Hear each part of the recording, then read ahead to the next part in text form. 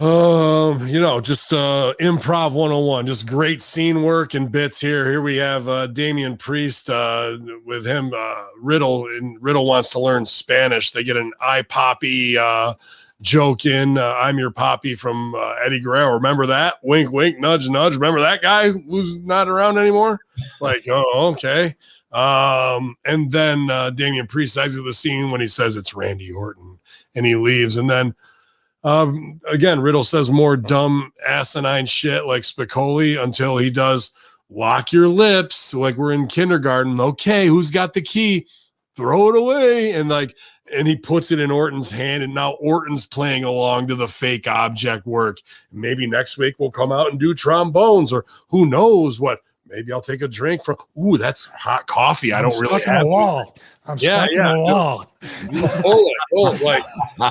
No, it's so bad of like taking the top performer on the planet, Randy Orton, and then Matt Riddle, a legit UFC badass guy, and turning them into this weird odd couple of like, he's almost like, Dennis the Menace or Opie Taylor or something like that. I can't even put my finger on what Riddle's supposed to be with this scooter where he rides around dressed as Evel Knievel or Kill Bill.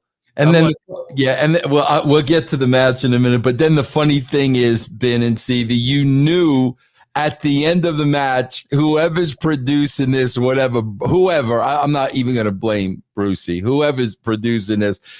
Oh, bro, you gotta bring the scooter in the ring. Get the scooter in the ring. Ride the scooter around in the ring. Bro, what is this freaking? Like, Stevie, literally, is this Sesame Street, bro? Yeah, Riddle threw it in the ring, and then he went to Randy, and then he said, "Oh, I forgot, I have to ride the scooter in the ring." I have to ride the scooter in the ring, bro. That's the money shot, man. We're not even playing the game out because while he's on the outside, he's overacting and over talking to everything and pulling focus, and it's just so bad. Like, he's going crazy for a wrestling move, marking out. I'm like, bro, you're on the fucking roster. You're like, what are you doing? But if they were really gonna do it, he should have sat there the whole time, like, and couldn't say anything. And then after Randy wins, he gives him the key back, unlocks his mouth, and then he can yell how excited he is. So we even broke our own object work as far as that goes to do some overacting bullshit. But what is Riddle supposed to be? And then the worst part of how, we're going to cliffhang him next week. This is how we get him. RKO goes over with Riddle's finisher. I can't remember what it's called, Driving Miss Daisy or some shit like that. And then Riddle's all excited about it. Marks out, comes in and hits his big pose. Orton starts to go in his pose, but thinks better of it. Nah, not yet. We're not that close, bro, to hit the Shawn and Diesel pose. We're going to wait. We're going to make him wait for it. Like, are you fucking kidding me with how bad that is? Like, that's the high stakes of your scene that we're supposed to be looking forward to. When Randy finally hits his pose, then they're really boys. Well, yeah. They're gonna wait, but hold on, you guys. Wait a minute. You're missing the whole thing, Ben. Okay. And Ben doesn't miss anything. Ben, they can't strike the pose till the crowd's back. That's what they're actually waiting for, bro. This huge pop, Stevie, when they got people in the building and they hit the pose together. That's what we're waiting for, bro. Everyone is a mental midget, bro. Who believes in that. I think that's a part of Master Shoot Theater, where actually Vince is talking about how this moment will play out with people.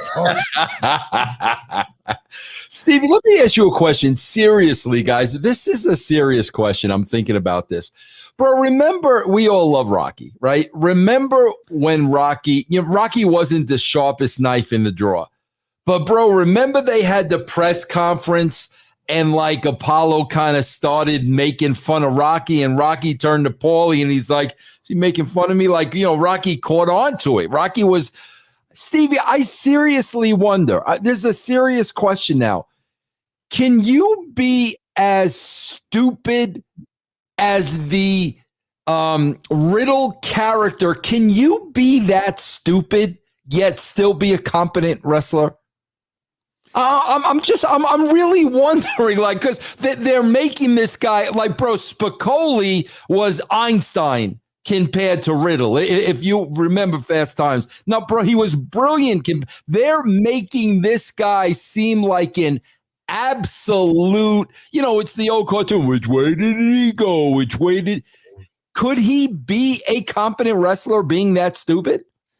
Well, I have a conspiracy theory. Are you ready for this? Go ahead, bro. I think the plan is one of two things.